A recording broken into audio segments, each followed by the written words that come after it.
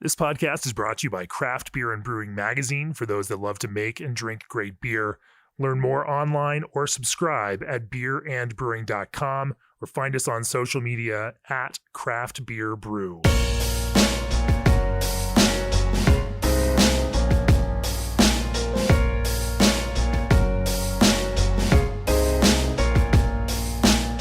Welcome to the Craft Beer and Brewing Podcast. I'm your host, co-founder, and editorial director of Craft Beer and Brewing Magazine, Jamie Bogner. My guest on the podcast today is Kevin Davey, head brewer of Wayfinder Brewing. Welcome to the podcast, Kevin. Thanks for having me, Jamie. You know, if you've read Craft Beer and Brewing Magazine, then you've probably read our August-September issue where we did a breakout brewer story on Kevin Wayfinder, along with a recipe for Wayfinder's Relapse IPA. If you've watched the Great American Beer Festival Awards, you may have seen him pick up a silver in 2018 for Oktoberfest or a bronze in 2019 for Helles. If you read our January issue of Craft Beer and Brewing Magazine, you might have noticed that Relapse was one of our editor's picks for best beers of 2020. Or if you read Kate Burnott's critics list in that same issue, you might have seen Wayfinder's Check AF in her list of favorite beers for the year. And so it's fun to be able to have this conversation. And thanks for joining me, Kevin. Yeah, absolutely. Pleasure's all mine. If you've been following social media for the last week and a half, you also may have noticed folks sharing out the story in the Washington Beer Blog and others about cold IPA that references Wayfinder's approach. And so, this podcast had been on my list of ones that we needed to do for a little while. And, after seeing all of this blow up, again on social media and with a strange kind of fury, I thought, hey, this is the time to have the conversation. Did that catch you off guard, Kevin? We've been talking about it we've been talking about the style and how to make it. I feel like we've been projecting it with as much as we can. And then all of a sudden the Washington Beer Blog posts it and everybody decides to get grumpy. It was kind of surprising, to be honest. I'm going to feel just slightly insulted that people didn't get so up in arms when we published the Breakout Brewer with all of this back in the magazine. But, that is what it is. We're going to talk about cold IPA. We're going to talk about your approach to lager brewing. We're going to talk about even things like hazy IPA that you make with a decoction process and all the other strange and wonderful ways that you've found to make compelling beers. Before we do that, as the brewing industry's premier choice for glycol chilling, G&D Chillers has set the standard on quality, service, reliability, and dedication to their customers' craft. New this year, redundancy meets efficiency. G&D's micro-channel condensers are built with all aluminum construction, which eliminates galvanic corrosion, using half the refrigerant of conventional condensers with fewer brazed connections translates to a lower GWP and less opportunity for leaks. Call G&D Chillers today to discuss your project or reach out directly at gdchillers.com. Also, this episode is brought to you by RAR North Star Pils, a new base malt to set your compass by. RAR North Star Pils is crafted for brewers looking for a domestic Pilsner malt with low color and low modification. North Star Pils carries overtones of honey and sweet bread supported by flavors and aromas of hay and a nutty character. Suitable for any beer style, but particularly craft brewed versions of classic lagers like those that Kevin here brews. Let RAR North Star Pils guide your craft by visiting bsgcraftbrewing.com or contact them at 1-800-374-2739.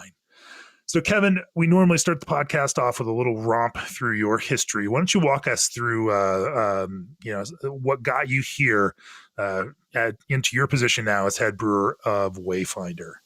Yeah, sure. Well, I started off like a lot of people, home brewing.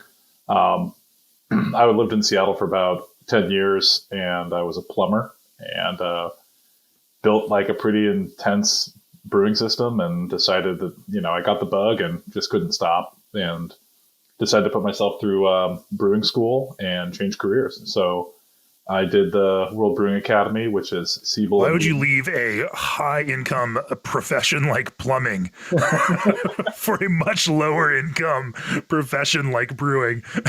Have you ever crawled underneath a house? I've done enough plumbing in my own house to understand exactly why you might want to make that change. I was doing some sewer repair work and stuff like that, and it was just like, you know what? I don't want to do this anymore. It was either get into management and start my own company or something like that, or jump ship, and I decided to jump ship. Well, plumbing and brewing pretty close. It's really helped me out in the last 10 years of being a brewer, or almost 11 now. So I went to the World Brewing Academy, the Siebel and Dumans in Munich program in 2009, and joined the Chuckanut Brewery in Bellingham, Washington in late 2009. And Chuckanut Brewery, the school of Will Kemper. Yeah. I think I was the second brewer. I think the first brewer he hired was Josh Freem. And yeah, no pressure. No pressure. A whole bunch of hacks over there. No, we haven't run the episode yet, but it's coming up next next week with ABGB and Swifty and Amos from ABGB, and Swifty talks about that school of Will Kemper. And that everything he's really needed to know about lager he learned from Will Kemper. So for those of you that are regular podcast listeners, you definitely want to check that episode out. But I imagine that he was quite the one to continue your schooling on lager brewing under. Oh, absolutely. I mean, I consider myself a Will Kemper brewer. He was the first one to teach me how to brew. Yeah. I think that, so I worked there for 2 years, and we, I don't know. We racked up a bunch of medals. We got Small Brewery of the Year. Of course, that didn't stop when I left. So I'm not going to say it was all me, but so I left and went to Firestone Walker down in California and decided I wanted to be a production brewer. Small brewery that nobody's ever heard of.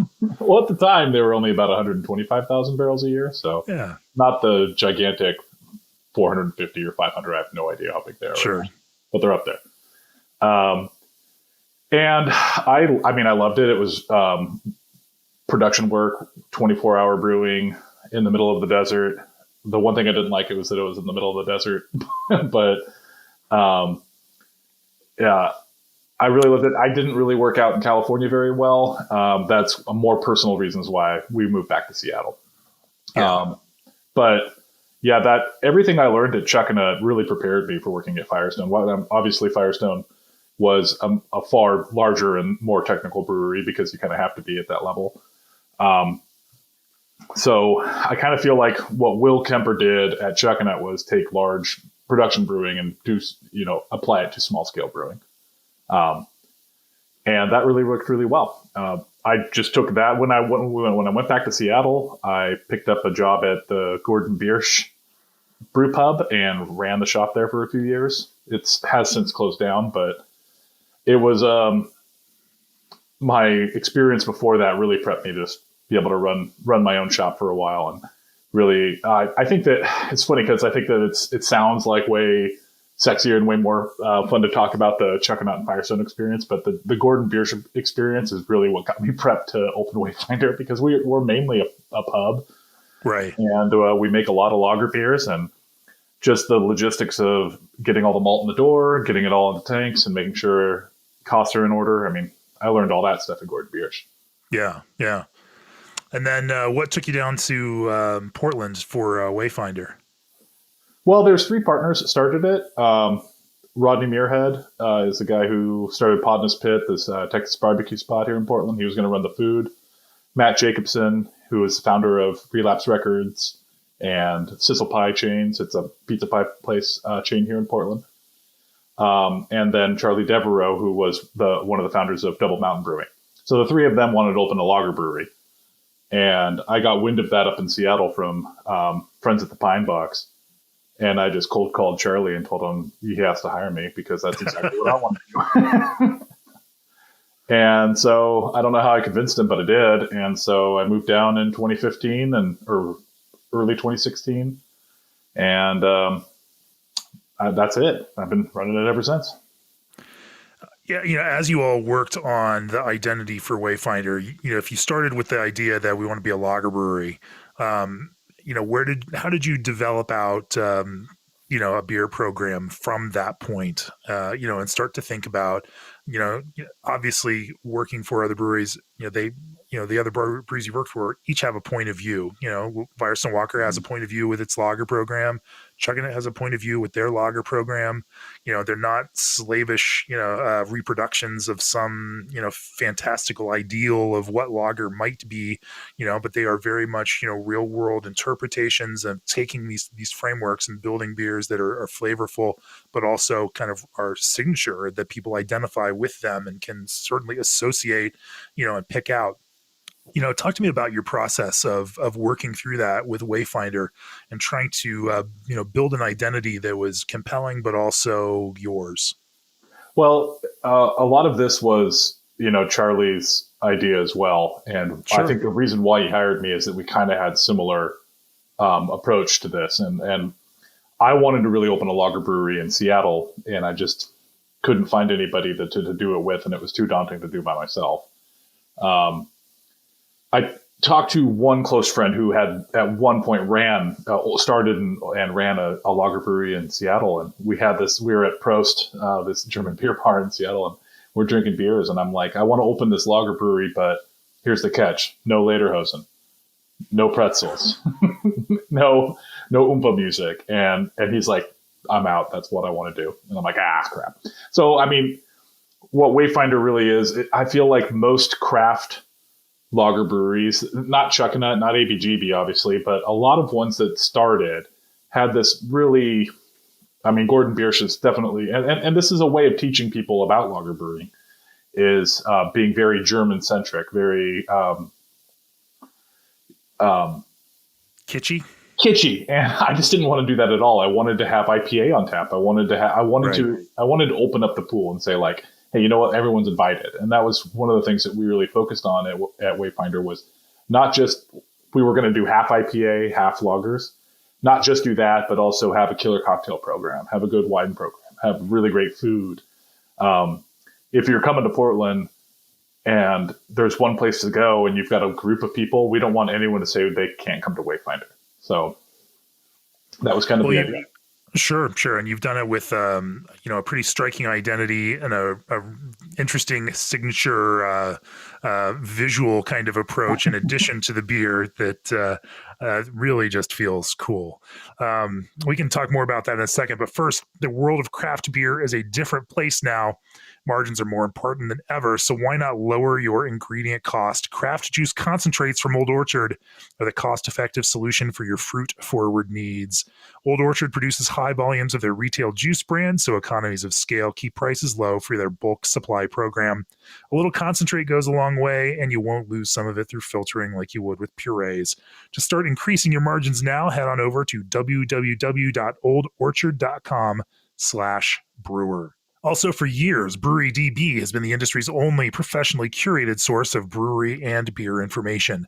In 2019, over 1 million taproom visits were made by craft fans searching for breweries on brewerydb.com. In early 2021, Brewery DB will unveil an all-new experience to help craft lovers get back on the brewery trail. To take full advantage of the enhanced marketing power of Brewery DB and to increase your taproom traffic, visit marketmybrewery.com. That's marketmybrewery.com.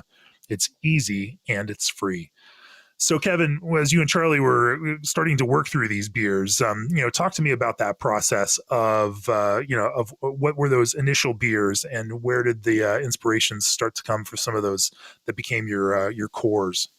It's interesting. I think that we definitely had this brew pub approach where we wanted to have a gamut of, pale ale, what fits this role, what fits the Pilsner role, what fits amber, and we've done a lot of that. But I think the most interesting thing was when we opened, because Portland was kind of late to the game for the hazies, the East Coast had really, by 2016, fully embraced what they were making. Sure. And Portland is a little bit of a lumbering beast that didn't come first from Portland, so it was not an early adoption for us. And with breweries like Great Notion and a few others that were really doing this and seeing how hot it was, we were opening up, and I'm like, I have to do it. I have to make something hazy.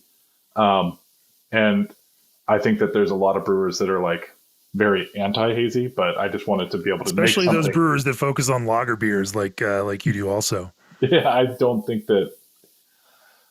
Swifty's making a hazy IPA. Maybe he is. They make pale ale. They make a significant amount of pale ale. Yeah, They make IPA maybe not too. hazy pale ale, but yeah. It's a completely different beast. I kind of felt like it was a challenge. I Right. have friends that work for Craft Brew Alliance, and being able to make Widmer Hefeweizen consistent haze is from a production standpoint, it's really hard to do. Building haze stability like I have is certainly a key importance for for those folks brewing hazy IPA. Talk to me about how you approach maintaining that, but also building a clean and drinkable beer, because I know that part of the focus on Wayfinder as a brew pub is not just selling cans to people to go, but also being able to have drinkable beers that people can have more than one of in that kind of brew pub setting. And of course hazy IPAs being typically big, thick, sweet beers don't necessarily lend themselves to that kind of thing. Talk to me about building a compelling, but also, drinkable over multiple beers, approach to hazy IPA. I think that what separates us, and I think that we're lucky in this regard, because in Portland, you have people that like hazy IPA that some of them just don't like that very sweet, low bitterness hazy IPA. They still want all of that fruitiness, that jamminess, that opaque color, but they want it to be more drinkable. Um, there's enough of them that we can sell it. So like our approach has always been lower final gravity. I think our hazy IPA finishes at like 2.6 and starts Yeah. at like, I can't remember. We haven't made it in a while now because because of COVID. But one of my things is that alcohol adds body. If even like our newest release, our Märzen, it is on paper a very dry beer, but in the glass it comes across very malty, and a lot of that reason is that you have the malt flavor from the ingredients that you use, but being able to process them correctly, you can get them dry, and then the alcohol does make up the sweetness. It ends up being more of a balanced, for me, a more of a balanced beer. I feel the same way about cold IPA, and I feel the same way about hazies. Ours are pretty dry for the total style. We're not throwing in a bunch of oats. We throw in some. We want to have some protein because that mouthfeel, that creaminess is incredibly important. But maltodextrin, absolutely not. Other types of things to make them artificially sweet, no. We actually have the bitterness there. It's not as high as a West Coast IPA, but it's there. And I have plenty of people in Portland have come up and be like, I don't really like hazies, but I like drinking your hazy when I'm at Wayfinder. So Portland in particular, and Portland and Seattle together in this kind of Pacific Northwest approach, definitely have there's a house flavor and a house regional kind of palette for IPA, which I absolutely love. I just love going to Oregon and tasting these beers because you there's a dankness and a weediness and a certain kind of and a bitterness, but a smooth bitterness that pushes on that kind of herbal diesel-y thing that that people in the Pacific Northwest really love and embrace, and and I love that kind of regional variation happens. It's different than San Diego IPA, and it's a particular kind of flavor that you find across a few other a number of breweries beers. For you brewing in the Pacific Northwest, is that something that you consciously embrace, or is it something that is driven by consumer preference, or is it more of a subconscious approach? I think that for us, it is a tool. So we make a lot of different IPA. I think our Flower in the Kettle, the hazy IPA we make, is more grapefruit forward, more trying to be more tropical fruit. It's like Mosaic and Amarillo and Simcoe. There's a little bit of dank there, but it's not the lead character. Our Relapse IPA is far more dank. When I'm approaching a beer, I want it to look different. I want it to smell different, and I want it to taste different. I want them to be a different gravity, different aroma, And so the diesel, that dank diesel part, we use that for some beers. And some beers we say, no, we don't want it. So I think that people embrace it, but really the people that embrace it know which beers of ours to get and which ones to avoid. Sure. Is there an IBU goal for hazy IPA that you push towards? I think that a lot of people want to go for nothing, and I think that you have to have some bitterness to balance. I just don't think it. I personally don't think the beers taste good when there's no bitterness. I had one last night, and I'm not going to say what it was, but it was really a delicious beer, and I couldn't get more than 5 sips through because it was just sweet and there was no bitterness. And I'm just like, well, this is kind of the balance is off. You need to have some. I think that when we got Flour in the Kettle analyzed, it was about 50. Now, a bitterness unit is a. It's sure. When somebody says it, like, what do you mean? Do you mean calculated? Do you mean perceived? Or do you mean actually measured? So measured, it was right, calculated, it might have been 20, Oh, okay. From a sensory perspective, sure, there are bitterness contributions even from dry hopping, especially in these that won't show up on an IBU test, but they're certainly perceptible to people drinking them. When you drink them, where do you think they sit? I'm shooting for 30, 35. It should be about pale ale, and then it should be very forward and hop aroma and stuff. It's funny because actually the opposite is sometimes true. That the BU will show up more, because I remember like our Hefeweizen went at Gordon Beer. So at Gordon Beers, we had to send samples of our beer to an independent lab because we were scattered around the whole nation, and we were judged on 4 merits. One was, did you hit your final original gravity, your final gravity, your IBU, and then bacterial contamination. So if you hit all 4, then you were good to go. And I think that you had to enter all your beers that you were entering. I think it was every quarter.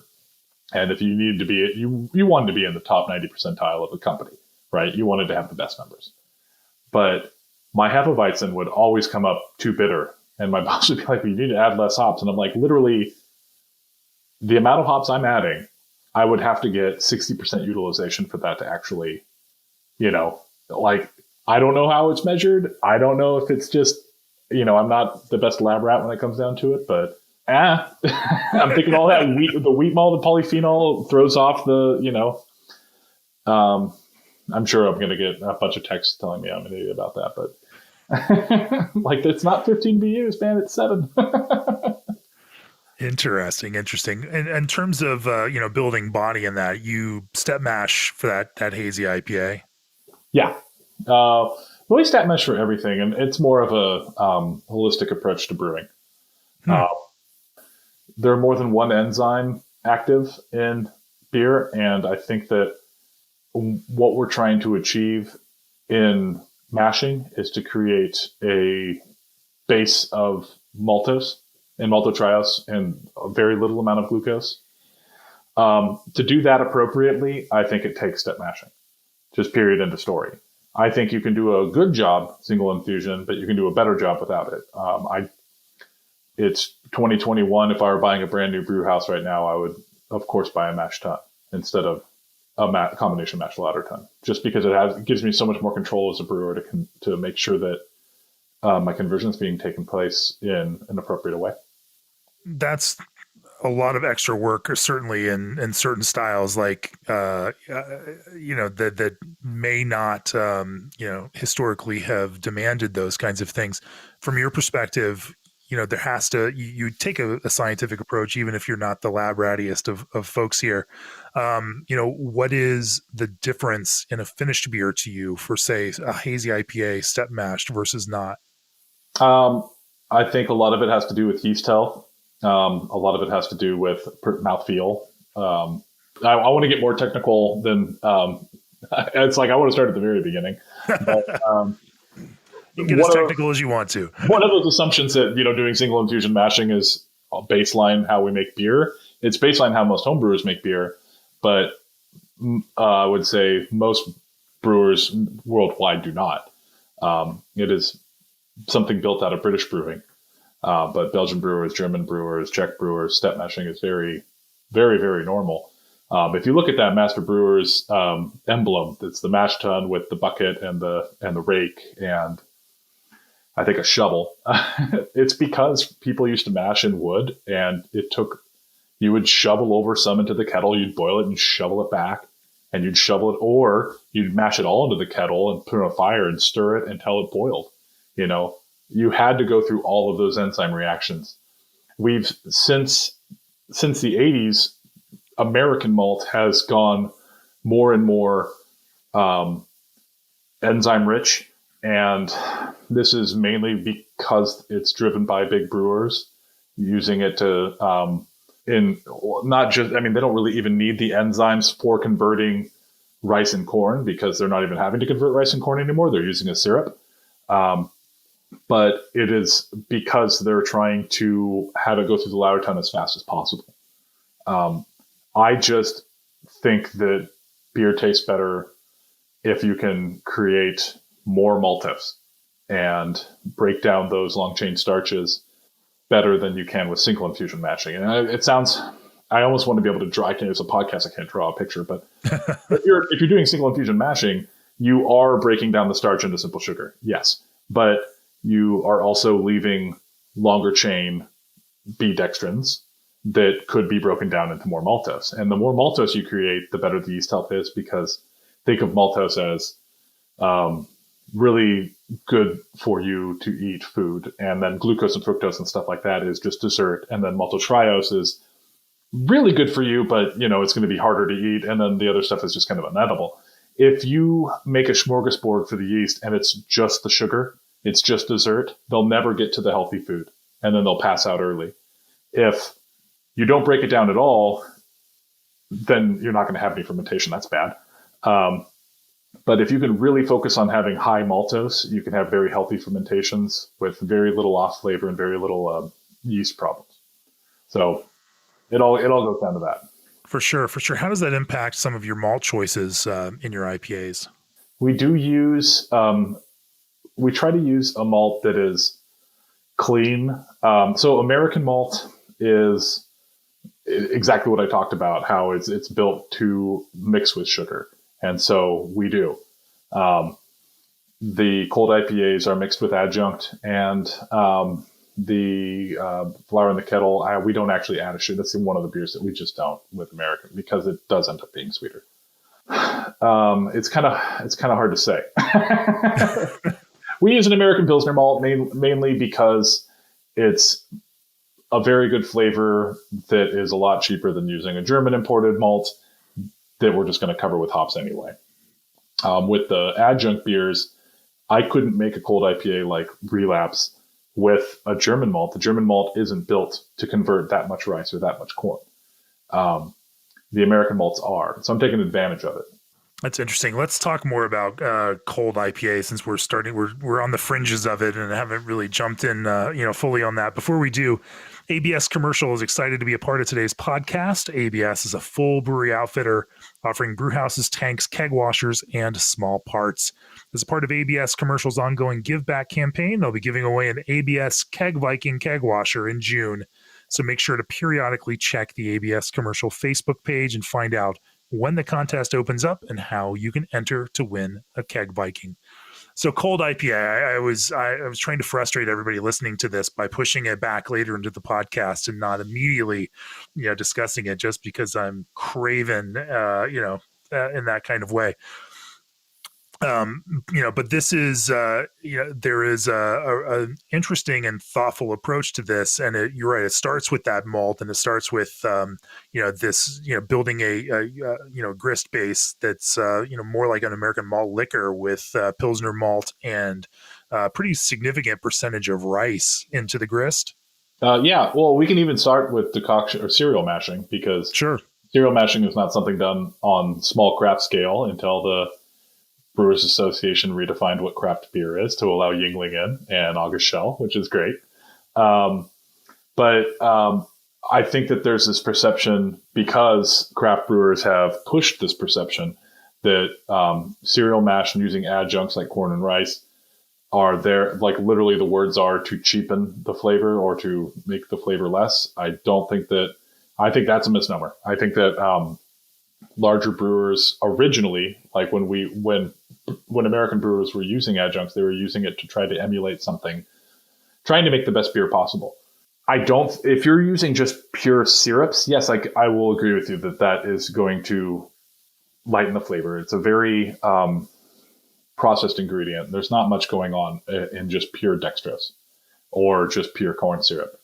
But if you're using a raw ingredient like rice or corn, we use like a cornmeal, or we use flaked rice. I've been having a hard time sourcing broken pieces of rice. Most of that's being turned into flour and sold for the gluten-free trend that's going on right now. So just being able to buy it at all is really hard. But so we're using rice flakes, but both of them, like if you look on paper on like what is, it's not just sugar. Like corn and rice have protein, have beta glucans, have everything that barley has in just different amounts. And taking an American barley and mixing it with an adjunct, you end up with those numbers that you get with German malt or other types of European malts, and it can be really wonderful. There's an element that using rice, it's a mouthfeel that we talk about. It's pillowy, it's kind of marshmallowy. We make an adjunct brewed craft American lager in the summer called Number 6. It's 30% rice, and the rest of it is American Pilsner malt, and I think it's wonderful. I don't think it's there just to cheapen the flavor. Is really what I'm getting at. Sure. I would like to plug another person's book that's going to be coming out. Greg Casey, who's a historian. He's retired, but he's writing. He's either writing Troy's dad. Troy's dad, yeah. Troy's dad's writing a book about the American Reinheitsgebot, and Right. so look out for that, because that sounds very interesting. There was a push by the malting companies to not allow adjunct brewers to use rice and stuff like that, and still call it beer. So Certainly looking forward to that. He's been doing a lot of historical work on it. And last week on the podcast, we had Dusan from Live Oak talking, and they certainly go through that cereal mash process with their pre-prohibition Pilsner. For him, it was it's all about building that sparkly, beautiful, really just clear body to the beer, which is just harder to get out of barley while also maintaining that kind of flavor. And they do it the hard way with corn grits and a cereal mash and cooking through that process. For you, since you clearly do both, how does the rice and the corn differ in this kind of cereal mash process in the beers that you make out of those? frankly, rice is really an amazing product because the total amount of solubility of rice is incredibly high. So like it was one of the things that I was reading this adjunct book that was put out by the VLB. And one of the leading reasons to use rice when you're designing a brewery is because it takes up so little room. Like you mash with the rice and there's almost nothing in the spent grain that resembles anything that you put in. At least when we're doing corn, there is bits and ends of pieces of corn that are stuck in there. Right. But, it's almost all soluble. It's amazing stuff. It is also really, really, really, really fluffy when you boil it. So boiling rice and having boilovers is a big consideration. Corn is not as bad. So those are two of the big differences. You can get yellow corn and white corn. We've mainly been using yellow corn. We haven't noticed a big difference in color, although there is one. It doesn't seem enough to matter.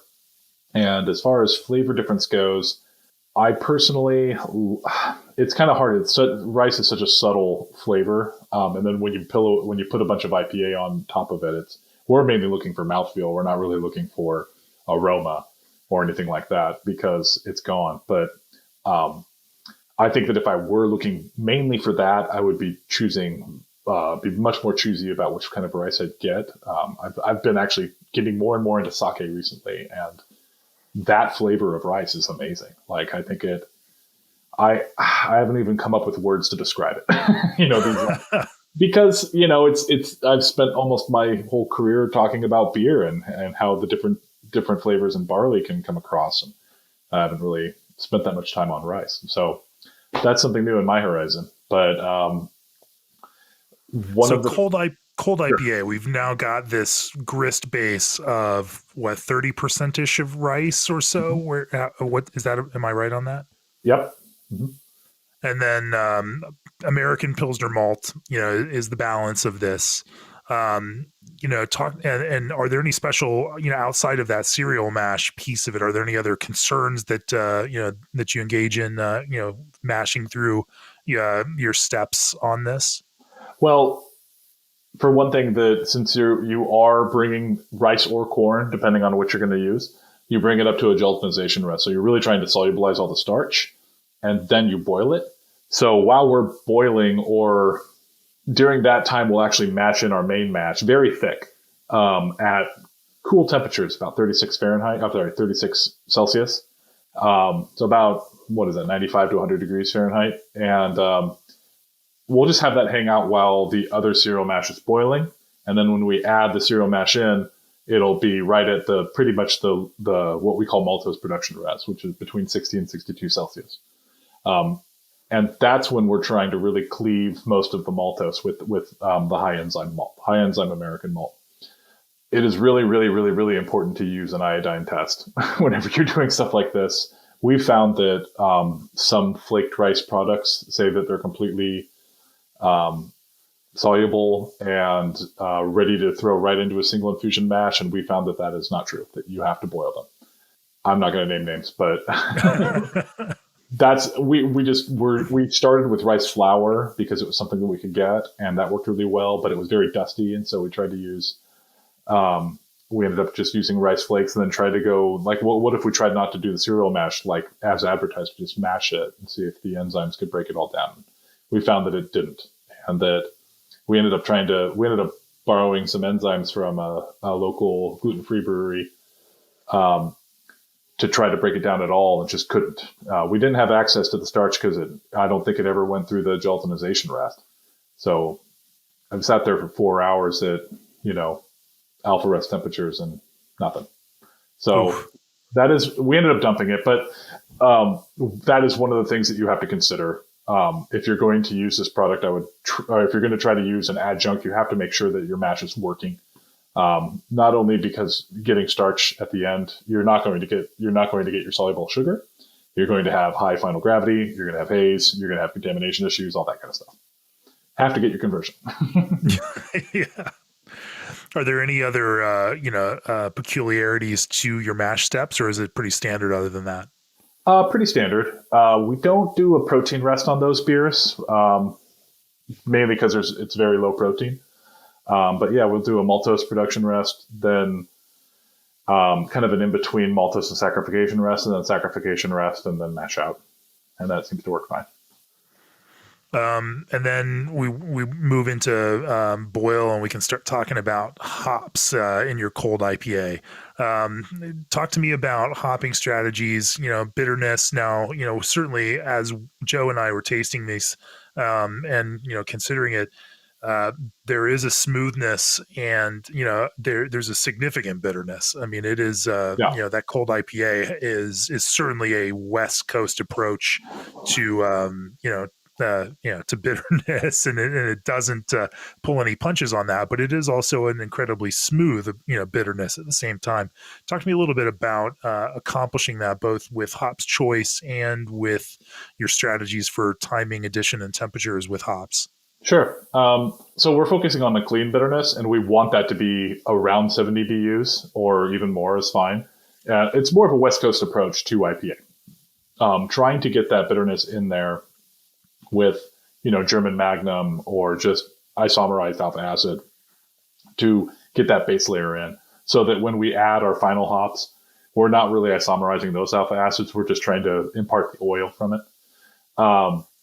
We do a 10-minute rest. I'm sorry, a 10-minute addition, and then also a whirlpool addition. We do a significant 10-minute addition. I believe that there are a lot of components in hops that need to be boiled before, at least a little bit before the aroma of them comes through. Interesting. Like what? Like which compounds? Yeah. Well, I don't what is? know. But Okay. it is there is a difference in. This is something that this is just my opinion, and I'm just trying to figure this stuff out myself. But with a lot of our German beers, we'll get amazing hop aroma, and we'll boil the hops for 90 minutes or longer. And and not any last editions, no whirlpool editions. And it kind of flies in the face of what the traditional idea of that. Well, if you boil it, all the aromatic compounds go up the stack. I don't know if that's completely true.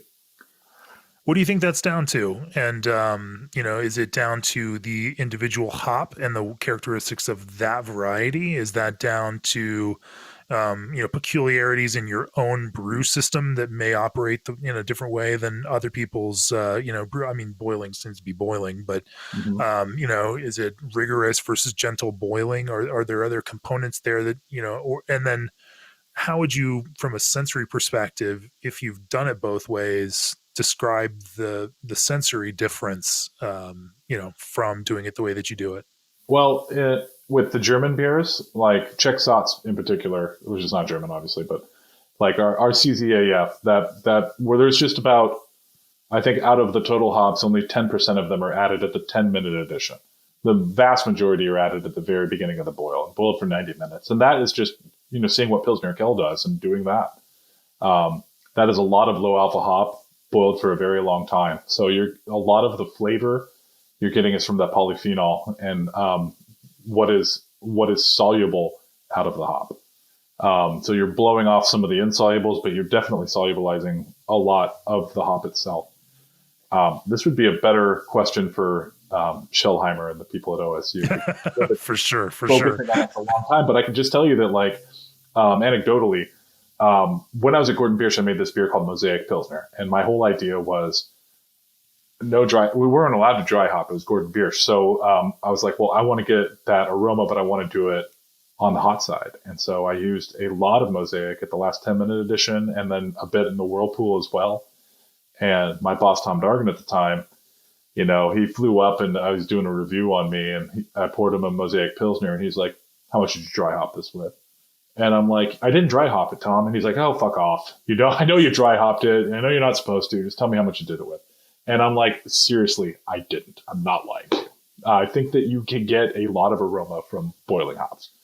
I know it flies in the face of everybody's perception that, you can only, you got to pretty much cold brew everything. But I don't really know the chemical reactions going on, but I can tell you anecdotally, it's true.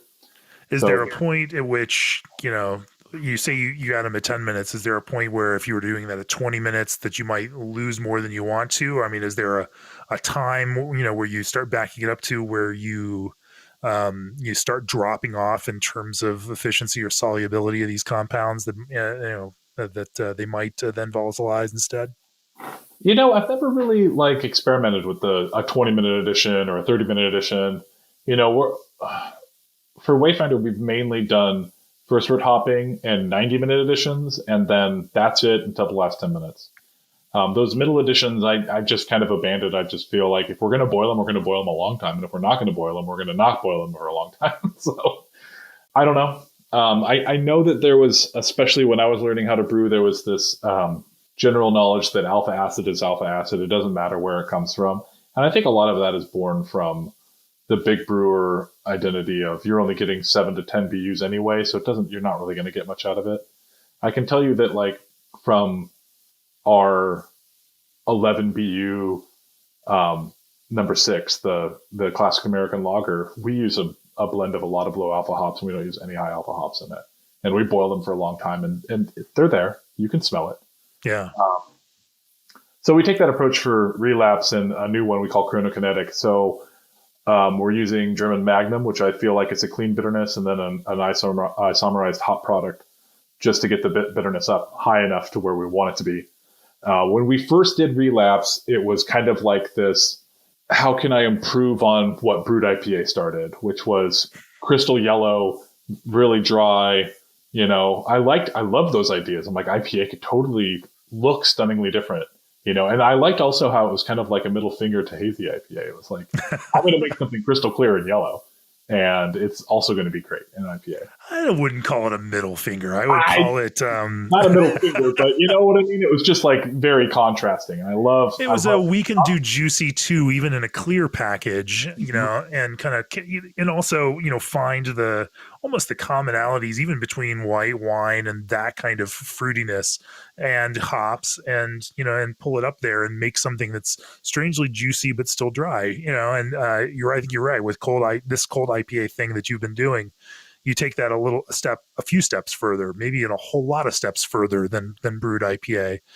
Maybe not quite as bone dry, but but still very dry, and amping up that kind of juicy but also bitter component to a more significant degree. I mean, that's always been the kind of one of the drawbacks of brewed IPA. Still wasn't quite bitter enough to to be satisfying with that kind of sweet and fruity approach. Yeah, I think that, it kind of comes into that dry hop lager, is kind of like those ones that dry hop lager always comes across that way where the bitterness isn't high enough to justify all of the fruit that I'm smelling, like whereas in most lagers are either not that fruity or they have some significant bitterness.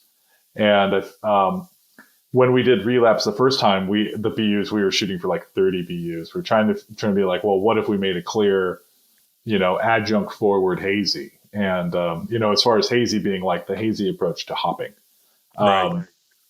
and I just thought that fell right on its face. I was like, this beer is so clunky. So then when I went back to the drawing board and I said, well, let's make like really what it is, I think West Coast IPA, forgive me, is, typically if you look at like Pliny, it's Sure. dextrose, super dry, big hop aroma, very low caramel malt in its flavor, like as opposed to Northwest IPAs that are like pretty caramely forward, or like Midwest, I loved California West Coast IPA when I first started in the industry, and so I'm like, well, what if we made something that was even just take that further? Like, let's make it even clearer, let's make it even less caramely, and let's make it even drier, and let's make and so that's why on the can we say it's Western than West Coast, because we're just taking all the things that are already West Coast, and we're just kind of pushing them a little bit further. We want them to be incredibly bitter. We've tried to make this beer even like in the 6% range, and it just doesn't work. I think it really works at the 7% range. That you need that booze background to stand up to the hops, and that's something true with like San Diego IPAs and stuff like that. Is that they just don't taste really great as pale ales. There's too much hop going on there for a pale ale. You need to have that booze in there. It's interesting, and I love it because we think about the same thing in terms of hazy IPAs. That I find hazy pale ales to be generally much less compelling than a double IPA in that kind of hazy space. There's just something about the additional body and sweetness at that kind of 8% level that's better, and delivers on the promise of these ingredients better than something at 5 or 5.5%. And that's interesting that even in this, that 1 percentage point of ABV, could have addressed the perceived sweetness and body of alcohol, and that could have such a pronounced effect for you. It's kind of like bacon without like the smoke or the salt. It's like it's just the fat. Like no, it needs Yeah. that. It needs that other part. The other part about cold IPA that we've been really focusing on is biotransformation of the hops. So fermenting our dry hop during fermenting our dry hop. Yeah. And part of the problem that most brewers have had in the last 3 or 4 years is hop creep. And I don't know how Right. much you've talked about hop creep on the podcast, but our approach with this beer is let's induce hop creep. Let's take hops that we know will create hop creep, and let's do them warm and create as much hop creep as we can and ferment it to as dry as we can. So Relapse is a 15 Plato beer, but it typically finishes at 1.8 or 2 Plato. So incredibly dry. Yeah. But since the booze is there, the alcohol, I keep saying booze, the alcohol does add the body that it needs to still taste like an IPA. Yeah, yeah. Let's we haven't talked about fermentation yet, but let's definitely jump into that. This is where it gets extra weird for you because, the whole idea of IPA, obviously the A in IPA is everyone knows what that means. And you instead, ferment this with 3470, lager strain. but you do it in a way that's not traditional for lagers, which creates, just a whole bunch of questions and difficulties in defining things. Talk to me a little bit about that fermentation approach and why you've chosen to do it with a lager strain at a higher than normal temperature. Well, I will, but I want to say this first. IPA IPAs are not sent to India through the East India Trading Company. IPAs aren't pale. IPAs aren't IPAs aren't classic English. I mean, an IPA can be red, it can be black, it can be white. An IPA can be sessionable. It can be boozy. An IPA can be a barley wine. An IPA can be sour. An IPA can be Belgian. And I mean, like, name some things that an IPA can't be. An IPA can definitely be. IPA at this point, the letters IPA simply mean to consumers, this has hops in it. Like, that's all it means. That's all it means. It has lots of hops in it. Like, everybody like getting mad at cold IPA because I'm using the word IPA as a marketing term to tell people this tastes like an IPA. Because it does. Open up a Relapse IPA and nobody's going to sit there and drink and go like, oh, this doesn't taste like an IPA. It's too much like a lager. It's like, come on. Like, it tastes... An IPA drinker is happy. Oh, I agree. It's totally silly. I mean, and I don't fault anybody for using these kinds of shorthands that consumers understand, because at the end of the day, styles are marketing. It's a way of telling somebody that if you like this thing, you might like this thing also. If you like this other thing that you've had, you might also like this thing that we make. That's the entirety of style, is building this kind of connection and commonality. We as Americans have this real bent towards taxonomy and wanting to hyper classify in order to build an understanding here. But IPA for a consumer really just means, oh, that's got lots of hops in it. Yeah. And so I think you can look at it from a scientific definition. Like, is this brewed with Saccharomyces pastorianus? Is this brewed with Saccharomyces cerevisiae? Is it it's got to be one of those two, and that's the defining factor. But it's the reality is that it's so much different than that, because there are cerevisiae beers too. Like, right. there's a lot of beers on the market that market themselves as ales that are using lager yeast, and there's a lot of lagers on the market that market themselves as lagers without using lager yeast. So if you're gonna, I don't know, like, I'm just being honest. But right, you can look at a single defining factor, but I think that when you come up with a definition, it's got to be. You have to look at it from a multi-factored standpoint. Is it an ale, but it's been lagered?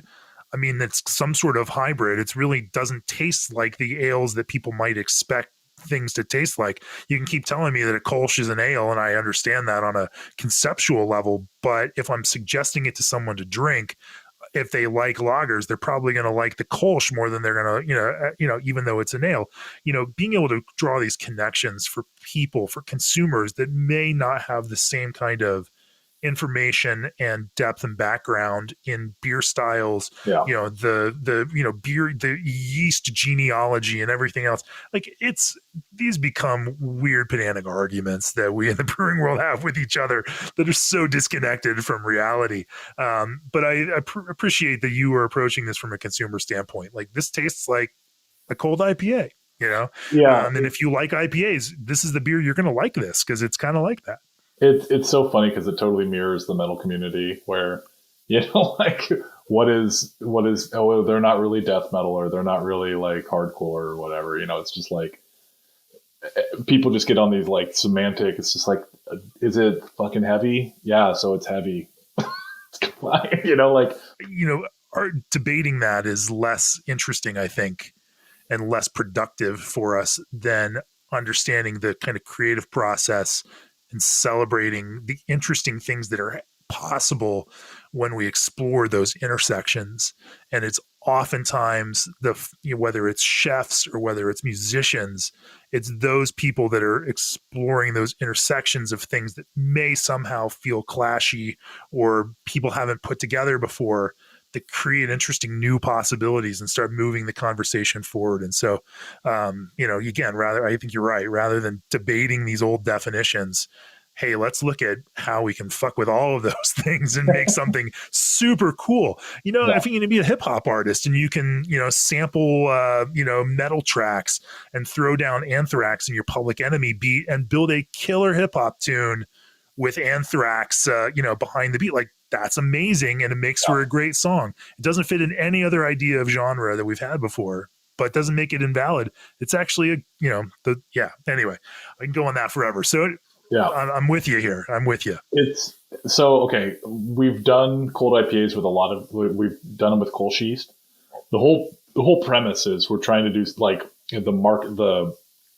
when you sit down and start trying to make this beer, we're trying to make something that's West Coast, Western than West Coast. So what can be more drinkable, more hop forward, more. Whenever you say Western than West Coast, I think Rob Zombie, like more human than human, and that just runs through my head. That's fine with me. I think it's a cool song, but I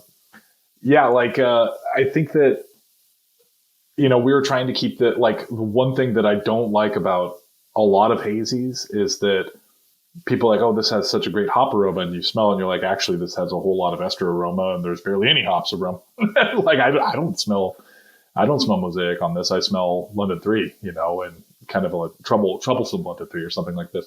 I think a lot of people who are kind of newer into beer and they get more aroma equals good. And that's usually because they're steering toward IPA, and IPA is more aroma and more flavor. And so that's good. And there's nothing wrong with that. As people get more into anything, especially beer, they're going to understand the more nuanced aromas, the more nuanced categories of the product. But what we're trying to do is not make an ester forward beer. We're trying to make a hop forward beer, and so trying to get the esters minimized and still get the beer done in a ale timeline. Like we found that fermenting it with a lager yeast and fermenting it warm worked great. As far as cleaning up hop creep, even better. And getting it super dry also. So we've tried Kolsch yeast and we've tried Chico before, and Chico cooler ferment ends up throwing too much sulfur for the beer, I think. But I think that fermenting lager warm, making this kind of like, I know I've mentioned it as like kind of like a malt liquor IPA, but it's kind of like malt liquor cream ale. Oh yeah, we're talking about ales. Does cream ale equal an ale because it's made with lager? But it's kind of like it's funny. Yeah, we're running a theme here because again, last week's episode with Doosan, they brew Grodzitsky, but while the Poles have traditionally brewed that as a kind of lagered beer, with ale yeast and specifically to dry or cold temperature to drive fermentation ester down. Live Oak decided to brew that as a lager so they get the right character out of it using that process that works for them. And I mean, frankly, like the flavor should be the goal, not the definition of the yeast that gets you there, right? Yeah. Yeah, it is just semantics. I think it's kind of a little lazy to judge something based on whether it fits into a category or not, instead of just trying it and seeing if you like it. Beer, I mean, at the end of the day, beer needs to be fun. And when you see the beer marketed as cold IPA, you know exactly what it's going to be. It's going to be hoppy as heck, and it's going to be crisp and easy drinking. That's what the cold word means, and IPA means the other part. It's not very complicated. I think gone are the days of, remember when Stone used to have like those massive descriptions on the back label? I think gone are the days of those, because with the presence of the internet and everybody has a computer in their pocket, like we don't really need to over explain everything. Like people can come up with their own ideas of what our beer is. All we really need to do is project what we're trying to do and what the beer is trying to be, and then let people decide for themselves. Yeah. So let's talk a little bit more about this kind of fermentation process. You are working on biotransformation, as you mentioned, and doing that with relatively warm pitch, somewhere in the 60s, warm pitched 3470, and then biotransforming lager yeast, which is awesome and fascinating and bizarre and weird. So talk to me a little bit about about what you do with that. Well, I find that biotransformation works really great with London 3, especially like with those ale yeasts. I think you get a different depth for like, and it's so yeast dependent, it's so hop dependent. So I'm still learning that part of it. I know that like, gosh, like Galaxy hops on the kettle, maybe I don't like them. Galaxy hops, day 3 dry hop on London 3, wow, they really shine. I think it's going to be yeast dependent too. So what we're doing is with Relapse, it was focusing on like a lot of classic C hops. So it's Chinook and Cascade and Amarillo. It's really, or Amarillo, Oregon Amarillo, trying to get that dank part in there too. We wanted to make it familiar. We wanted to make this a beer that it looks different. It smells big, but like we wanted to like, you take a sip of it and it's like, oh fuck yeah, this is just a classic IPA. So, we'll end up fermenting this beer at 65. And when it's about a Plato to the end of fermentation, we'll dry hop it. We'll get the yeast off the bottom as much as we can. There's still a lot of yeast in solution. We'll dry hop it carefully and then close the tank up, put it at 15 psi, and it will ferment on the hops for 3, 4, or 5 days. And it'll drop another Plato in gravity at least. Once it is at final, we'll chill it down, fine it, filter it, put it in a bright, can it up. So we did a couple of things. The whole approach to that side of it was something that we took from our approach to Italian Pilsner, which we did this thing called dry hop krausening. So I would ferment our Italian Pilsner to completion, lower it down to 45, be able to harvest the yeast for the next beer. Meanwhile, we'd have a Czech Pilsner or Helles or a German Pilsner up to high krausen. Once that was on about day 2, day 3, when it was really rocking and rolling, we'd pull a couple kegs off, put it into the Italian Pilsner, dry hop it, put it up to 15 psi, and ferment it on the rest of on the newly fermented krausen. And so both approaches, what we're trying to do is minimize oxygen pickup. So if we know that by dry hopping, we're going to add oxygen into the tank, it's just a no-brainer. It's going to happen. So by having fresh fermenting lager yeast, we minimize it, because the yeast will... Right. It'll scour that oxygen, right. Bingo. And then the other part is we're actually carbonating the whole beer that way too. By the time it gets to the bright tank, we bump it up a little bit in the carb stone if we miss it, but for the most part, it's carbonated. And biotransformation, I think that it does. I think the dry hop does come across different when it's fermented dry hopped than when it's not. What else was I going to say about that? Well, talk to me about, I mean, with the 3470 lager yeast in particular, obviously biotransformation is going to vary from yeast to yeast. When you are working with the biotransformation effect with that lager yeast, how would you describe it from a sensory perspective, how it differs from, finishing that fermentation before you dry hop, or also compared to something like more expressive ale yeast biotransformation? You'll have to remember that, like, most of my career I've been making lager beer, other than that year at Firestone. So, like, we really, I mean, this is all kind of like newer to me. I haven't done a lot of brewing with a lot of different dry hops, a lot of different yeasts. Yeah. I know that if I were to ferment a lager out completely, like say I were to make an IPL, ferment 34 at like 50 degrees Fahrenheit until it finished, chill it down, get the yeast off of it, add my dry hops. I'm also going to add oxidation at that point too, unless I come up with a much better way of dry hopping than just dropping the top of the tank. And now we're a pretty small brewery, so we can't really afford that. Then it's going to also, since we're doing that cold, we're not going to extract the same things that we would fermenting it warm. So that's the other reason that we would ferment warm or dry hop warm too, is that I think that we're going to get more off of the hops than we would do at a cold temperature. And I think that's one of the reasons why IPLs for me never really came across as wonderful, is that the cold dry hopping wasn't always. It'd be better if you did like a warm dry hop and a cold dry hop, or maybe just no cold dry hopping. So it just doesn't, from an extraction standpoint, doesn't, I don't think you get as much. Yeah, yeah. Is it not as much, or is it certain characters also not as much? I think you get a lot more grassiness out of the colder dry hop. Okay, I haven't done it very often, so a lot of that's just going to be trying somebody's beer, asking them about it, and then making a lot of logical leaps. So I don't really like to like say this is a hard and fast answer. right, right. Everybody's going to have to figure that out themselves.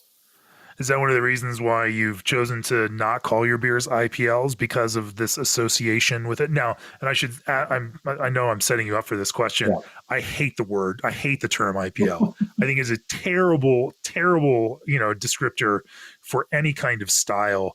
I would much prefer to call something a hoppy lager. There's no regionality of IPL. It's not like, oh man, everybody in the upper peninsula of Michigan, where they're all just making these lager IPAs, and we don't know what to call them. Let's call them IPLs. That was never a thing. Right. I don't like. So when we were doing this, we knew that when we opened Wayfinder, we knew we wanted to make a hazy. We knew we wanted to make a West Coast. We did both of those things. I wanted to have a third IPA or a fourth IPA that we could come out with, and I didn't want to do an IPL. I didn't want to call it IPL, mainly because I think the consumers have already decided that IPL is a clunky term, and that frankly, even if I feel like what I'm trying to achieve with cold IPA is categorically different than what IPL is, but aside from that, I just don't really like the term. So because it doesn't really convey to a consumer what the beer is as much as cold IPA does. Right. No, today, that term IPL kind of gets lumped in with everything from contemporary, Pilsners, the kind of Highland Park, Timbo Pills, very, very contemporary hopped Pilsners, straight through to Italian Pills, and the lines between these kinds of things are blurry. But when you drink Relapse, like it drinks like an IPA. I mean, you drink it like you'd think, okay, this feels like this is very abjectly different as an experience than drinking a hoppy lager that's in that kind of category. Yeah, I mean that's mainly that. Like, if you, I really like some of those beers that you mentioned, by the way, like the Highland Park beers. Absolutely, fantastic beers. I'm not. By the way, I'm not. Saying IPLs are a bad category. It didn't work for me. So I would love us all to have better language for this. That's more compelling to consumers.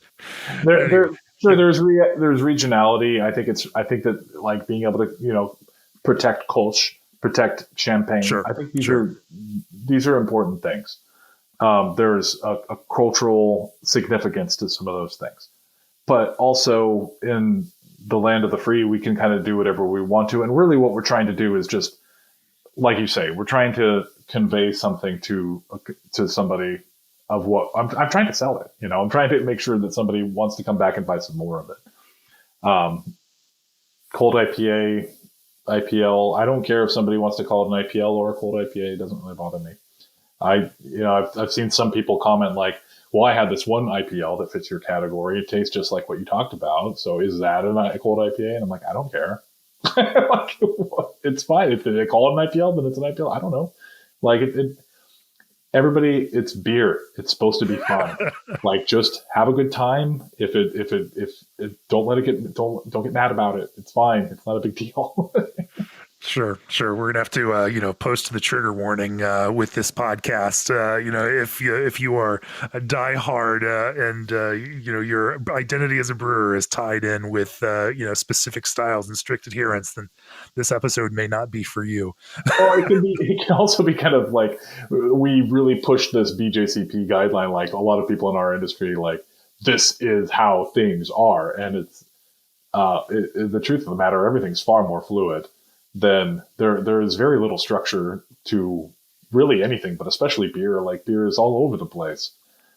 Style guides are descriptive. They should not be prescriptive. And, they've been developed to describe families of beers. They are not meant or designed to be, definitive tomes on what people should brew. That kind of creativity has always been up to brewers, and brewers throughout the history of brewing from the very earliest days have always changed and adapted and pushed those kinds of definitions to make things that are compelling to consumers. And, that's the end of the day. We want people to make good things that we enjoy drinking, and that's it. Yeah. Well, Kevin, what's we're getting on in time here. What's next for Wayfinder? Obviously, you just got through days without power last week and some crazy weather. The whole country is dealing, from the south to Oregon, dealing with these ramifications of nasty stuff. Well, in the meantime, we're trying to deal with COVID and kind of seeing a light at the end of the tunnel, but certainly not being there yet. What's on your near horizon and what's on your far horizon? Well, we have some new tanks coming in the next couple of weeks, and that's going to really increase our capacity. So I'm very excited to say that there'll be more CZAF and Hell and other of our great lager beers that aren't cold IPA, maybe more cold IPA too, but on the horizon. I bet you secretly make those with ale yeast, don't you? I've met a few people, so some brew pub brewers. Or Quake. Quake. You make those lagers with Quake. Yeah, maybe. Yeah. I know some brew pub brewers that would use their ale yeast cold to make their Oktoberfest every year. And really, whatever. It wasn't super authentic, but that's fine. I'm really excited about growing. Our team's growing a little bit, and it's been funny this year that we took a big brew pub, but we were able to pivot and go into complete can sales and expand markets and grow as a company even during these hard times. I'm very excited, and what we've been doing is taking all the beers that we made in the last 2 years before COVID and just go, okay, let's put them into cans and see if they work. And it's been awesome because they've been totally working. Like we never thought a smoked lager would sell well in a can. We sold out. We could have made 2 tanks, 3 tanks of it. It would there was so much customer demand for it. It was amazing for a smoked lager. So everybody out there buying our beer, I just want to say thank you. We sold all the smoke lager. We could have made probably twice as much Oktoberfest this year. We make a Wiesen style fest beer called Freiheit, and it flew right off the shelves. And I remember Lindsay, our sales manager, she's really nervous. It was like the first amber beer that she'd have to sell. She's like, I don't know what I'm going to do. And then she put the email out there and it was gone. So I'm so stoked that we get to do that kind of stuff and we get to do more of it. This spring we'll be doing some alt beer. We're going to try to do a malt liquor with the band Red Fang this summer. Our Kolsch is coming back, and then also the number 6 this summer. I'm really excited for our patio to be open again and floating down the river and getting back to Oregon summers. Sure. Well, thanks for talking to me about cold IPA and a few other things. G&D Chillers is the brewing industry's premier choice for glycol chilling. Set your compass by RAR North Star Pills. Drive better margins with craft juice concentrates from Old Orchard. Take advantage of the enhanced marketing power of Brewery DB. And follow the ABS Commercial Facebook page. Find out how to enter to win a Keg Viking. Of course, if you'd like to support this very podcast, go to beerandbrewing.com. Click on the subscribe button, and if you're a pro brewer, consider our new all-access pro subscriptions that combine both of the magazine's exclusive online content and more. Of course, if you're a subscriber, you can go back to that August-September 2020 issue of Craft Beer and Brewing magazine and check out the full Breakout Brewer story on Kevin and Wayfinder, along with the recipe for Relapse IPA. So, of course, you should go and do that. Kevin, if people want to learn more about Wayfinder or try to drink your beers, where do they find you on the internet and in real life? Well, we're in the Central East Side Industrial District of Portland, Oregon. A little clumpy term, but I think we're open right now only on Saturdays. We're still waiting to open up the restaurant. But you can check us out on wayfinder.beer. If you're in the local area, you can purchase right there, or you can go through Road Beers. Our beers also go through Tabor, so if you're outside on the East Coast and stuff like that, you can find some of our beers there. And ask your Tabor people to start buying cold IPA because it's such a cool thing. Cold IPA, it's the trend. It actually is a trend. I've had other brewers that have started brewing it. They read the story and so they've sent us some and we've tasted some. Maybe it's a thing. Maybe it just becomes your thing. Who knows? Maybe people will call it IPL. I hope to God we can get away from that and get onto a term that's more consumer friendly, like hoppy lager, which just seems to describe things in a better way. But I digress. Kevin, thanks for joining me on the podcast. It's been fun to talk to you about brewing. Thanks for having me. I really appreciate it. Yeah, cheers. All right, cheers.